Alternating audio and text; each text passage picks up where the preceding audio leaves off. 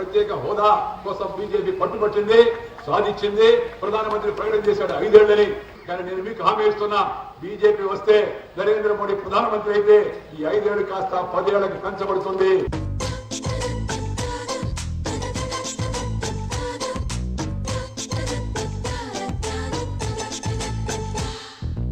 ఇంతకుముందు అయితే 70% రుణము, 30% గ్రాంట్ ఉండేది.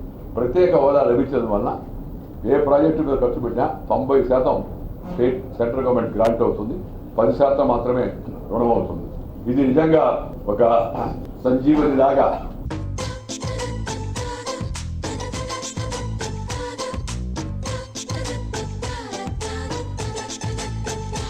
కేవలం ఇది ఒక్కటే సంజీవని కాదు, దీంతో పాటు అనేక సమస్యలు ఉన్నాయని ఆయన చెప్తున్నాడు. నేను చెప్తున్నా 500 రూపాయల నోటు అయితే ఉంది, 1000 రూపాయల నోటు అయితే ఉందా? రెండు చిదే కదా. ఎడవ చేతితో ఇస్తే ఉంది, కుడి చేతితో ఇస్తే ఉంది.